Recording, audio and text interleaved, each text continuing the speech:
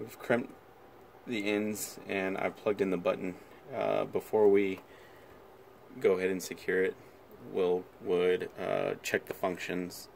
So I would hit the button, and this is the cancel button, so it'll just flicker like that, not an off and on. And then there you go, you heard the audio, you could stop it, and now you can test the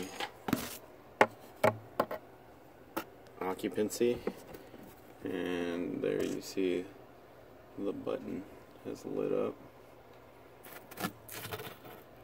and if you give it a moment, there it goes out. Okay, so that's all good.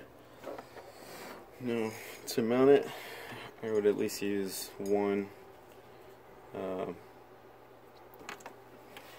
drywall anchor.